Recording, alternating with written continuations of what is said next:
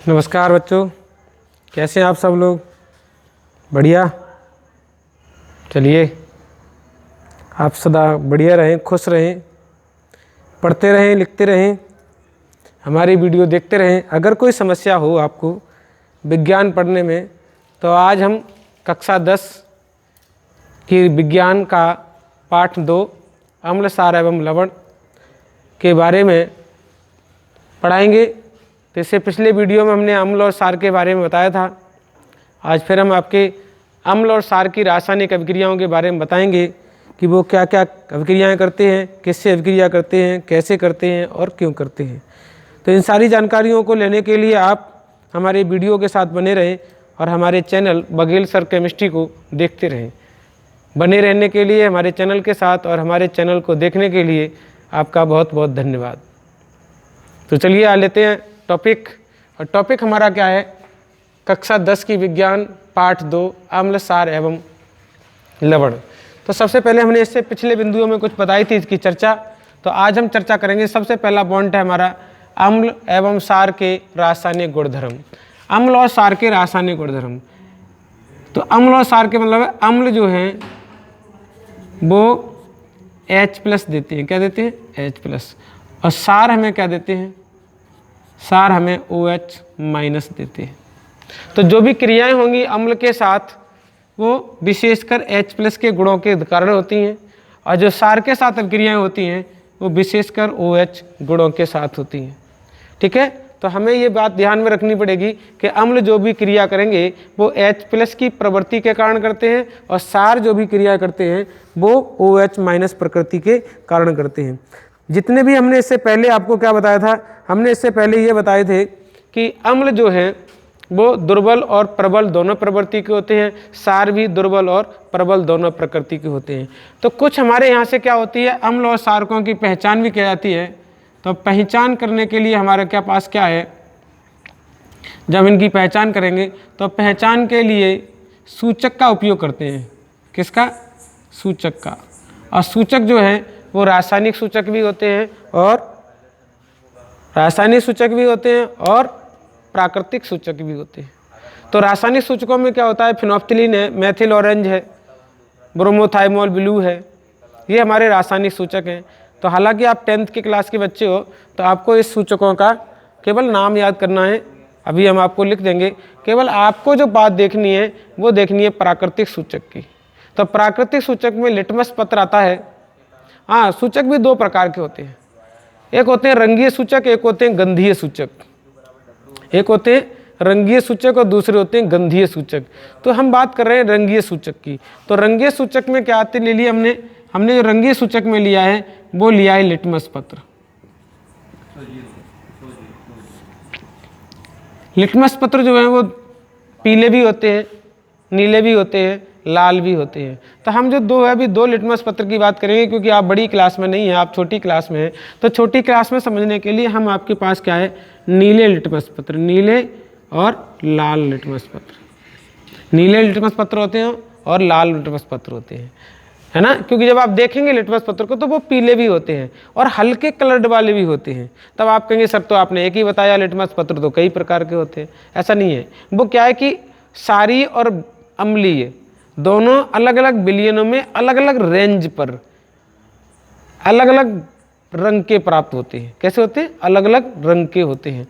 तो हमने क्या है, हमारे पास अभी जो लिटमस पत्र का खेल जो चलेगा रंगों के साथ में, रंगीय सूचक हमारा कैसे, ये रंगीय सूचक, क्या लिख दिया हमने यहाँ पर, रंगीय सूचक। तो अब यहाँ पर खेल जो है वो क्या है, इस तरीके से हमारा कुछ चलता है। ये जो pH मान है वो 7, और 7 से ज़्यादा जाएंगे तो सारी, और 7 से कम रहेंगे तो अम्लीय। और 7 से ज़्यादा कहाँ तक होता है? 14 तक। और 7 से कम कहाँ होता है? 0 तक। तो अब इनके मान जो है वो 6 भी हो सकता है, 5 भी हो सकता है, 4 भी हो सकता है, 3 भी हो सकता है, 2 भी हो सकता है, 1 भी हो सकता है और 0 भी हो सकता है। जिनके pH मान यानी अम्लता ज़्यादा होगी, यहाँ पर कैसी होगी? ज़्यादा। इधर कैसी होने लगेगी? कम। इधर कैसी होगी? कम। और उधर कैसी होने लगेगी? ज़्यादा। यानी pH मान 7 से 8, 9, 10, 11, 12, 13 और 14। तो इस तरीके से ये अलग अलग pH मान होते हैं। अब जो हमारे लिटमस पत्र होते हैं वो अलग अलग पीएच पर अलग अलग रंग के दिखाई देते हैं, क्योंकि नीले को कहाँ कन्वर्ट करना है, नीले को लाल में कन्वर्ट करना है। कहाँ? नीले को लाल में कन्वर्ट करना है। तो प्योर लाल नहीं होगा, प्योर लाल कब होगा? जब उसका पीएच मान 0 से 1 के बीच होगा। ठीक है, तो इस तरीके से नीला लाल इन दोनों के बीच में अलग अलग रंग बनाएंगे, तो वो अलग अलग रंग अलग अलग पीएच के कारण होते हैं। विशेषकर जो हमारे लिटमस पत्र होते हैं वो नीले और लाल रंग के होते हैं। तो नीले और लाल रंग के लिटमस पत्र कहाँ से बने जाते हैं? जो नीले हरे शैवाल होते हैं और नीले हरे शैवालों को रस को निकाल करके किसी कागज़ के ऊपर अगर हम डाल दें तो हमारा वो लिटमस पत्र बन जाता है। आइए अभी हम एक आपको और बता रहे हैं, ये तो हमारा थोड़ा हो गया, बाकी का आपने हल्दी देखी होगी। हल्दी क्या है? ये भी प्राकृतिक सूचक है। कैसा है ये? प्राकृतिक सूचक। ये भी ऊपर वाले भी प्राकृतिक सूचक हैं, ऊपर वाला भी प्राकृतिक सूचक है और नीचे वाला भी प्राकृतिक सूचक है। ये जो हल्दी आपने देखी होगी, क्योंकि हल्दी की जो क्रिया है वो आपके दैनिक जीवन में घटती है। तो हल्दी क्या है? पीले रंग की होती है। कैसे होती है? पीले रंग की। अब आप कहेंगे कि हल्दी पीले रंग की है तो इसका सूचक कैसे बनाएंगे? सूचक बनाने का मतलब है सफ़ेद कपड़ा लें और उसे हम क्या करें? हल्दी में डुबो दें, तो हमारे सफ़ेद कपड़ा कैसे रंग का हो जाएगा? पीले रंग का। कैसा हो जाएगा? पीले रंग का। आप सफ़ेद कागज़ को हल्दी में डुबो दें, हर एक पीले रंग का हो जाएगा। अब पीले रंग का जो हमारा क्या बन गया? सूचक बन गया। क्या बन गया? ये सूचक बन गया। सिंपल सी बात है, आप घर पर सूचक बना सकते हैं। इसको क्या करेंगे? अम्ल में डालेंगे। किसमें? अम्ल में। अम्ल में ये कैसा रहता है? पीले रंग का रहता है। कैसा रहता है? पीले रंग का। तो अगर हम हल्दी के पीले रंग के सूचक को अम्ल में डालेंगे तो वो पीले रंग का ही रहता है। इसी प्रकार जैसे हम कड्डी बनाते हैं, है ना, छाछ के आलू बनाते हैं, तो जब उसमें हम क्या करते हैं? वो हल्दी डालते हैं तो वो पीले रंग की होती है। और हल्दी डालने के पश्चात अगर हम उसमें हम छाछ डाल दें, छाछ भी कैसी होती है? छाछ खट्टी होती है, अर्थात छाछ अम्ल है। छाछ डाल दें तब भी उसका रंग पीला का पीला ही रहता है। तो ध्यान रहे आपका क्या कि हम पीले रंग के हल्दी के सूचक को अम्ल में मिलाने से या अम्ल उसमें मिलाने से वो सदैव पीले रंग का ही रहता है। अब अगली बात देखते हैं। यह पीले रंग का जो सूचक है, अब यह भी सूचक पीले रंग का भी होगा। जब इस पीले रंग के सूचक को हम सार में डालते हैं तो ये लाल रंग का हो जाता है। कैसा होता है? लाल रंग का। अब हम आपका एग्जाम्पल लेते हैं। अगर आपने सब्जी रोटी खाते समय अगर आपके सफ़ेद कपड़े पे हल्दी गिर गई या सब्जी गिर गई तो उस पर स्पॉट क्या बन जाता है? पीले रंग का स्पॉट बन जाता है। जब उसे आप धुलते हैं तो जैसे ही हम साबुन लगाते हैं, क्योंकि साबुन हमारा कैसा होता है? सारी प्रकृति का होता है, और जैसे ही हम उस पर साबुन लगाते हैं वैसे ही वो लाल रंग का हो जाता है। इसका मतलब सार में कैसा हो जाएगा? लाल रंग का हो जाएगा। जब हम उसको वापस पानी में धुल देते हैं तो वो लाल रंग खत्म हो जाता है, क्योंकि पानी के द्वारा सार खत्म हो जाता है और वो पानी में पुनः यानी उदासीन विलयन तक कहाँ होता है? 0 से लेकर के ये उदासीन विलयन तक पीले रंग का ही रहता है। कैसे रंग का रहता है? पीले रंग का रहता है। कौन? हल्दी जो सूचक है वो पीले रंग का रहता है। तो ये क्रिया किसके कारण हो रही है? सूचकों का जो रंग परिवर्तन है वो किसके कारण हो रहा है? वो H+ और OH- के कारण हो रहा है। किसके कारण हो रहा है? H+ और OH- कारणों के साथ होता है। तो ये यहाँ पर हमारे क्या रहे? प्राकृतिक सूचक रहे जो प्रकृति से प्राप्त होते हैं। अब रासायनिक सूचक क्या होते हैं?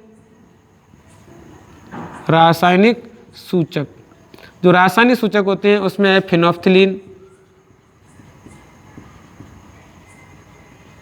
फिनोफ्थिलीन, मेथिल ऑरेंज,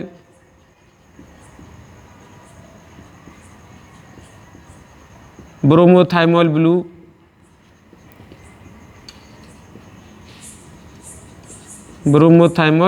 ब्लू, ये सब क्या है? हमारे रासायनिक सूचक हैं जो रासायनिक अभिक्रिया द्वारा रासायनिक पदार्थों से बनाए जाते हैं। ठीक है, इनके भी रंग जो है वो चेंज होते रहते हैं। ये तो आपको केवल सूचक याद करने हैं कि रंगीय सूचक क्या होते हैं, रंगीय सूचक में कौन कौन से होते हैं, प्राकृतिक सूचक होते हैं और रासायनिक सूचक होते हैं। इसके बाद हम जो बात करेंगे वो करेंगे गंधीय सूचक की। गंधीय सूचक की बात करेंगे। अब गंधीय सूचक क्या है? जिनमें गंध आती है, जैसे हमारा प्याज है, लहसुन है,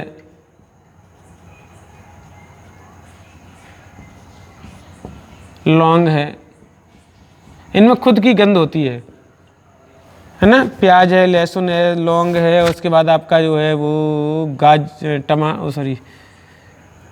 मूली है, इसमें खुद की क्या होती है, गंध होती है। तो ये गंध किसके कारण होती है, ये गंध इनमें जो है वो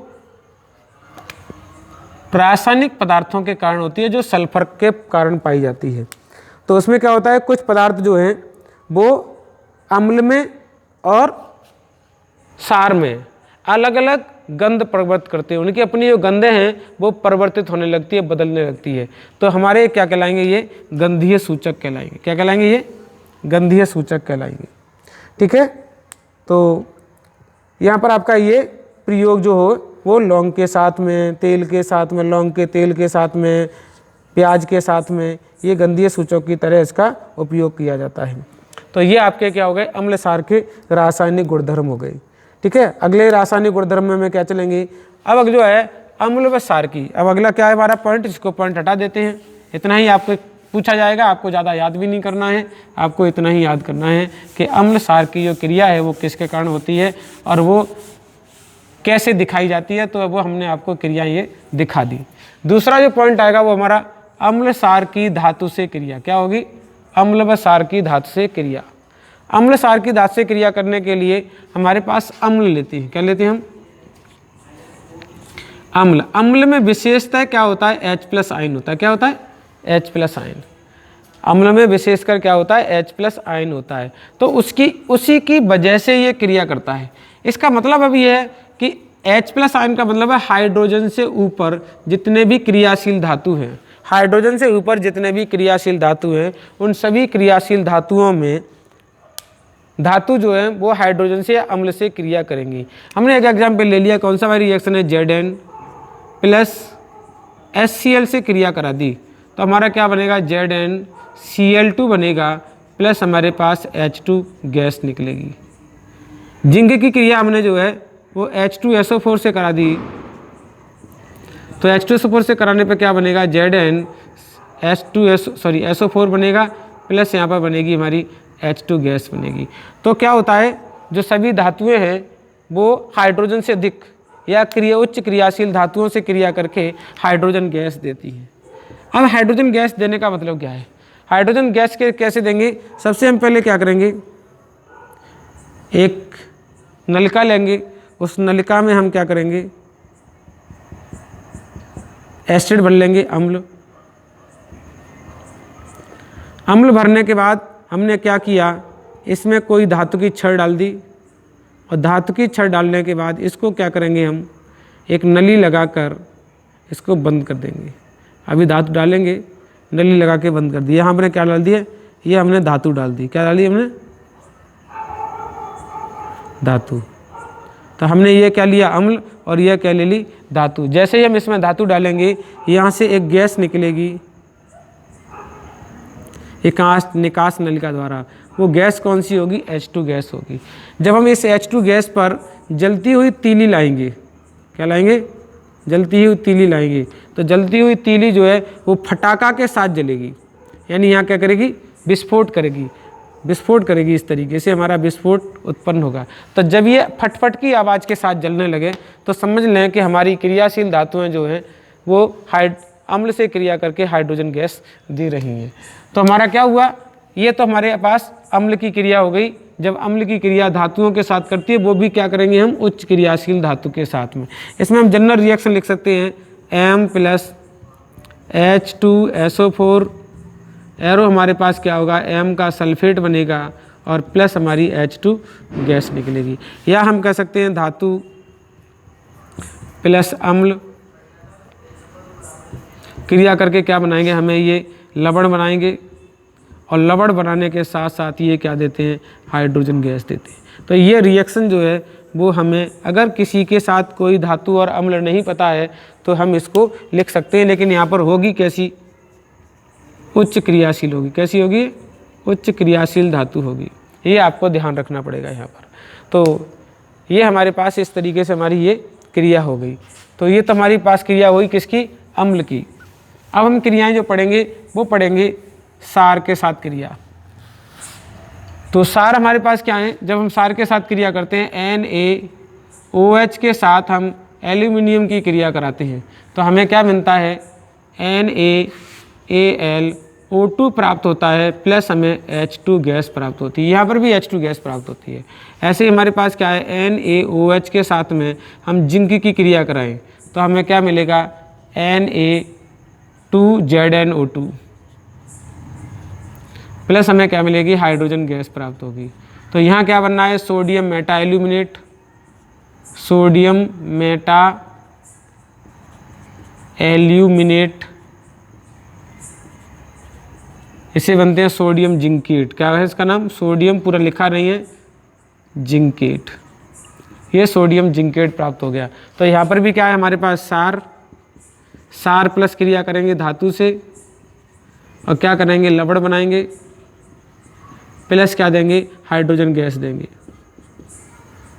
तो ये आप रिएक्शन, ये सामान्य रिएक्शन लिख सकते हैं। ऊपर वाली रिएक्शन में भी हम इस प्रकार इसमें लिख सकते हैं। तो हमारा क्या हो गया, हमारा कहने का मतलब है कि अम्ल और सार दोनों धातुओं से क्रिया करके लवण बनाने के साथ साथ हाइड्रोजन गैस बनाती हैं। तो ये क्या होगी, इनकी रासायनिक अभिक्रिया होंगी, रासायनिक गुणधर्म हो गई।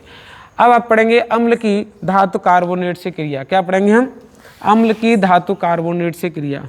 जो तीसरा पॉइंट आया है वो है अम्ल की धातु कार्बोनेट से क्रिया। धातु कार्बोनेट भी ले सकते हैं, बाई कार्बोनेट भी ले सकते हैं। बाई कार्बोनेट से क्रिया,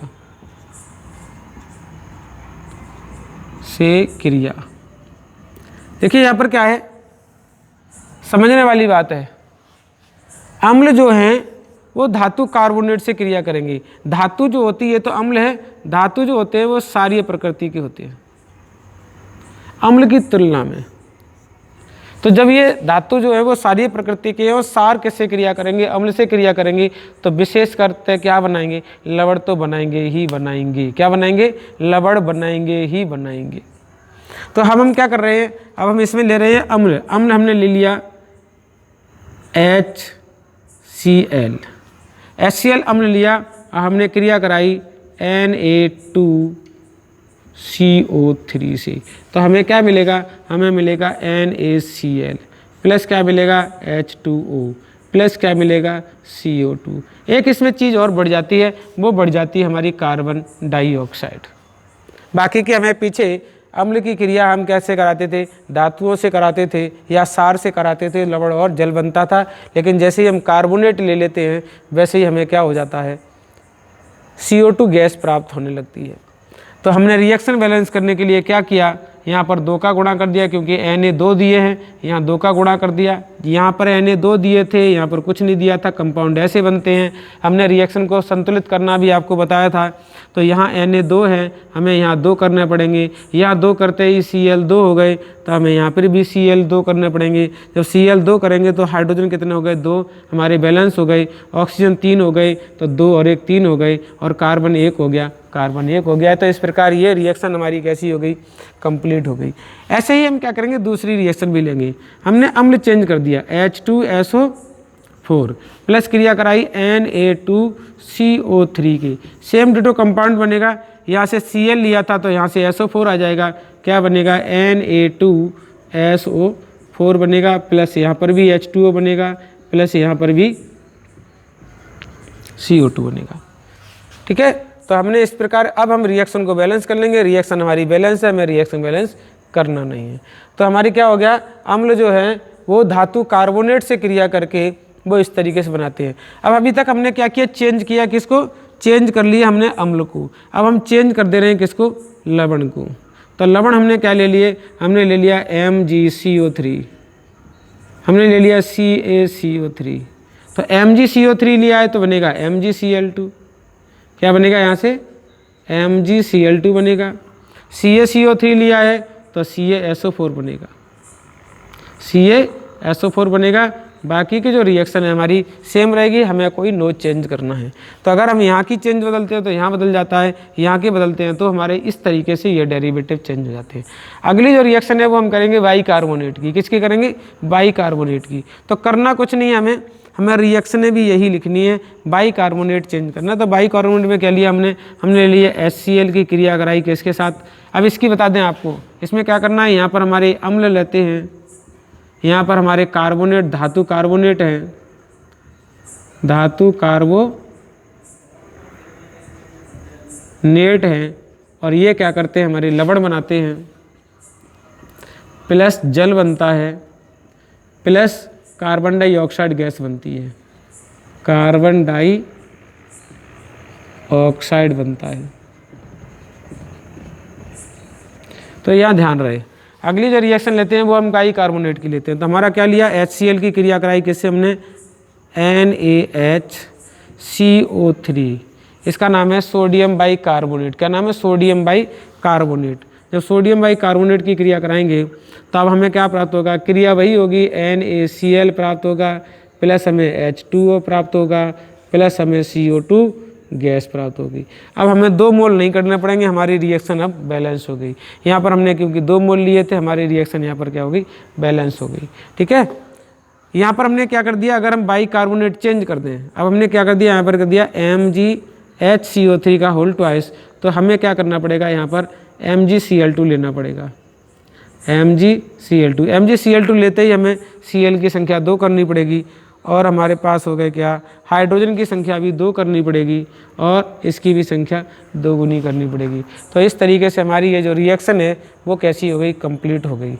अगला हमारे पास क्या है, अगला हमने क्या कर दिया, फिर बाइकार्बोनेट चेंज कर दिया, H2SO4 भी चेंज कर दिया। अब हमने ले लिया H2SO4, क्रिया कराई हमने CaHCO3 के होल ट्वाइस से, तो आगे हमें क्या मिलेगा, आगे मिलेगा हमें CaSO4, वही सेम टू आपका डेरिवेटिव प्राप्त हो रहा है, प्लस आपको H2O प्राप्त होगा, प्लस आपको CO2 प्राप्त होगी। तो बैलेंस करने के लिए क्या करेंगे हम, ये बैलेंस हमारी है, हाइड्रोजन की संख्या हम 2 गुनी कर देंगे जल की, और कार्बोनेट की संख्या हम 2 गुनी कर देंगे। तो ये हमारी रिएक्शन होगी, और ये क्रिया किससे हो गई, धातुओं की, अम्ल की धातु कार्बोनेट तथा बाइकार्बोनेट से क्रिया।